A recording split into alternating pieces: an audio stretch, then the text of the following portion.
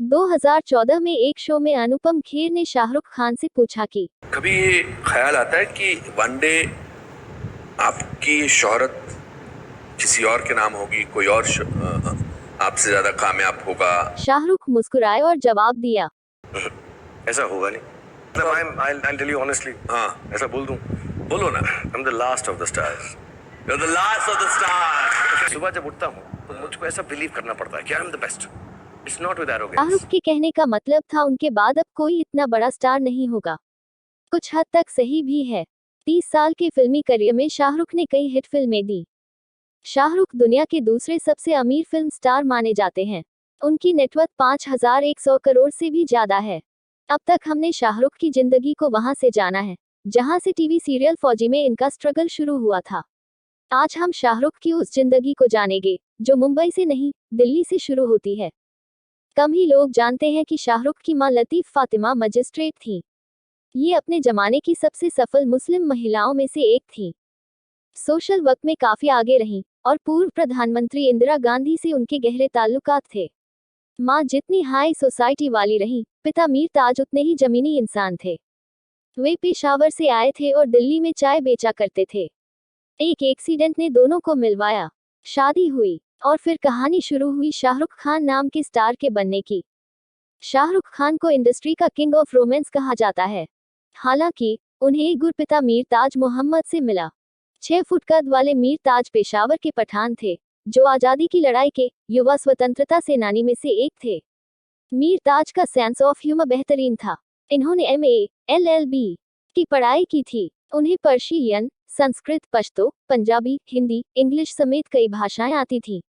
वो वकील थे, लेकिन वकालत में नाकामयाबी हासिल होने के बाद इन्होंने furniture business, transportation, kerosene dealing का बिजनेस किया। भारत पाकिस्तान के बंटवारे के बाद मीर ताज परिवार के साथ दिल्ली आकर बस गए, जहां इनकी विलिंगन हॉस्पिटल के पीछे चाय की दुकान थी। दिल्ली के इंडिया गेट में एक दिन मीर ताज अपने दोस्तों के साथ सैर पर निकले थे। उन्होंने देखा कि वहां एक कार का एक्सीडेंट हो गया है। कार उल्टी पड़ी थी, जिसमें लतीफ फातिमा, उनकी बहनें और पिता थे।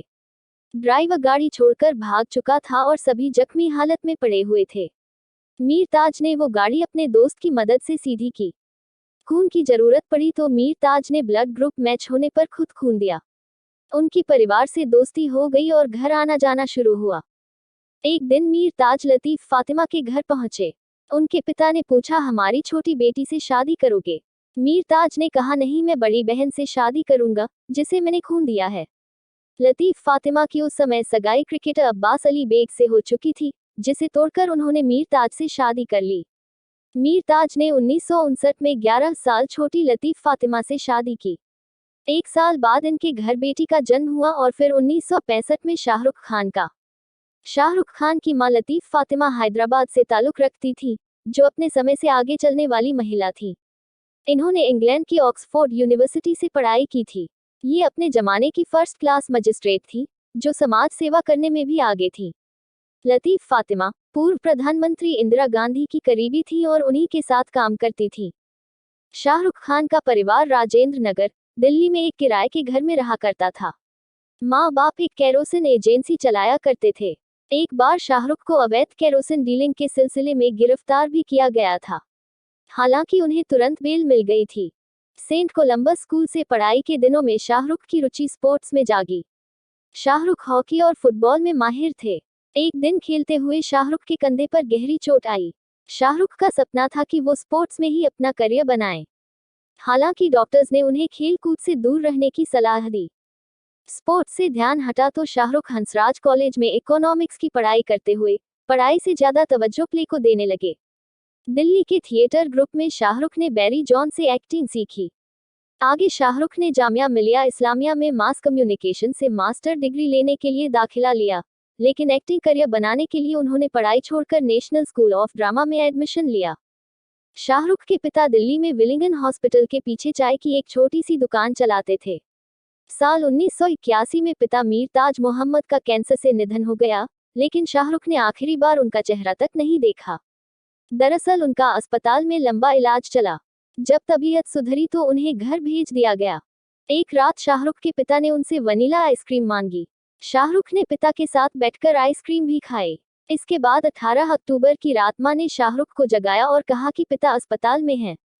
शाहरुख गए, लेकिन वो इतने दुखी थे कि उनसे पिता का चेहरा नहीं देखा जा रहा था। उन्होंने पिता के पैर देखे जो ठंडे पड़ चुके थे। शाहरुख की पिता के साथ आखिरी याद वो वनीला आइसक्रीम ही थी, जो उन्होंने साथ खाई थी।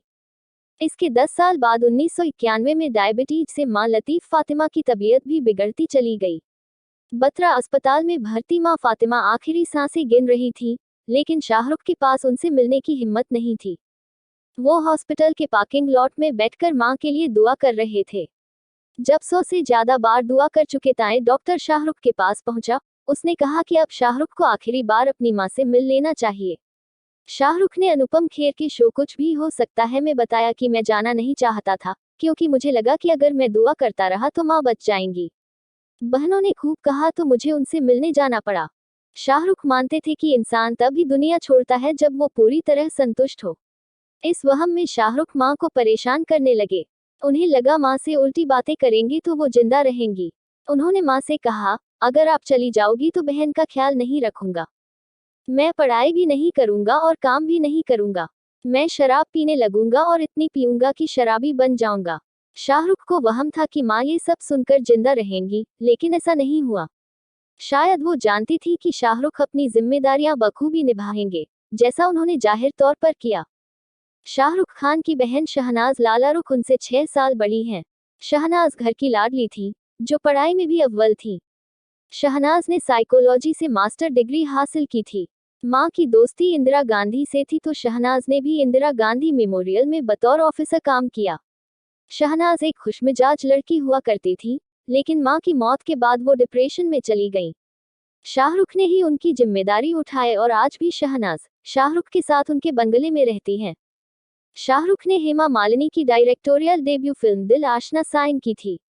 हेमा के लिए शाहरुख पहली पसंद नहीं थे, क्योंकि वो अपने डायरेक्टोरियल डेब्यू को किसी न्यूकमर के साथ बनाकर रिस्क नहीं लेना चाहती थी। उन्हें ना शाहरुख के बाल पसंद थे, न बोलने का स्टाइल, लेकिन जब दूसरा हीरो नहीं मिला तो उन्होंने शाहरुख के साथ ही फिल्म बनाई। दिल आशना है फिल्म की शूटिंग उसी समय चल रही थी, जब शाहरुख की शादी हुई। शाहरुख शादी के समय दोस्तों के साथ रहते थे, ऐसे में शादी के बाद सुहागरात के लिए उन्होंने एक होटल बुक की। जैसे ही वो होटल पहुंचे उसी समय हेमा मालिनी ने कॉल करके शाहरुख को मिलने बुलाया। शाहरुख दुल्हन की तरह सजी हुई गौरी को लेकर सेट पर पहुंच गए। हेमा वहां नहीं थी, तो शाहरुख ने गौरी को मेकअप रूम में ही छोड़ा और शूटिंग करने लगे। घंटों तक शाहरुख हेमा का इंतजार करते रहे और गौरी शाहरुख का। रात के 2 बज चुके थे। जब शाहरुख मेकअप रूम में पहुंचे तो दुल्हन बनी हुई गौरी सो चुकी थी। शाहरुख के आते ही गौरी मुस्कुराते हुए उठ गईं, लेकिन शाहरुख के आंसू आ गए। शाहरुख को हमेशा से ही इस बात का मलाल रहा। उस समय हेमा मालिनी भी नहीं जानती थी कि शाहरुख की शादी हुई है। हेमा मालिनी ने अपनी biography beyond the dream girl में जिक्र किया है कि जब उन्होंने शाहरुख को अपनी फिल्म में कास्ट किया तो वो संतुष्ट नहीं थी। उन्हें शाहरुख के लुक और जल्दी जल्दी बोलने के स्टाइल से ऐतराज था। हेमा को शाहरुख पर भरोसा नहीं था, लेकिन जब कास्टिंग के बाद हेमा ने शाहरुख की तस्वीर अपनी गुरु मां इंदिरा को दिखाई तो उन्होंने भविष्यवाणी की कि एक दिन ये लड़का इंडस्ट्री का चेहरा बदल देगा। साल 1993 में शाहरुख माया मेमसाब फिल्म में नजर आए। ये उस समय की बात थी जब फिल्मों के रोमांटिक सीन पर लोग आंखें बंद कर लिया करते थे, लेकिन इस फिल्म में भर भर कर बोल्ड सीन डाले गए थे। फिल्म के डायरेक्टर केतन मेहता थे, जिनकी पत्नी दीपा साही के शाहरुख के साथ बोल्ड सीन थे। फिल्म रिलीज के बाद सिने ब्लिट्स नाम की मैगजीन ने एक कॉलम में लिखा था कि डायरेक्टर केतन के कहने पर शाहरुख ने उनकी पत्नी दीपा के साथ रात गुजारी, जिससे दोनों एक दूसरे को अच्छे से समझकर रोमांटिक सीन शूट कर सकें।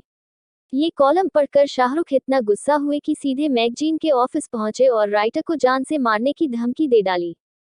मैगजीन के एडिटर ने शाहरुख की इस हरकत पर पुलिस में शिकायत दर्ज करवा दी। जब शाहरुख को पकड़ने के लिए सेट पर पुलिस वाले पहुंचे तो उन्हें लगा कि पुलिस वाले उनके फैन हैं और मिलने आए हैं। शाहरुख ने उन्हें कार में बैठने को कहा, लेकिन बाद में पता चला कि वो उन्हें गिरफ्तार करने पहुंचे हैं। ये पहली बार था जब शाहरुख ने जेल देखी थी। शाहरुख ने एक इंटरव्यू में बताया कि जेल बहुत गंदी थी, जहां यूरिन और मल साफ साफ देखा जा सकता था। शाहरुख को पूरे 1 दिन तक जेल में रखा गया था। शाहरुख खान का बंगला सालों पहले गुजराती मूल के पारसी किकू गांधी का था। ये शिमौल आर्ट गैलरी के संस्थापक थे। करियर की शुरुआत में शाहरुख किकू के पड़ोसी थे। जब शाहरुख को पता चला कि किकू अपना बंगला लीज पर देना चाहते हैं तो उन्होंने घर खरीदने का प्रस्ताव सामने रखा। उस समय शाहरुख यस बॉस फिल्म की शूटिंग कर रहे थे। कई मुश्किलों के बाद शाहरुख ने साल 2001 में ये घर 13 करोड़ रुपए में गौरी के लिए खरीदा था। पहले इस बंगले का नाम विला वियना था, जिसे शाहरुख ने मन्नत कर दिया।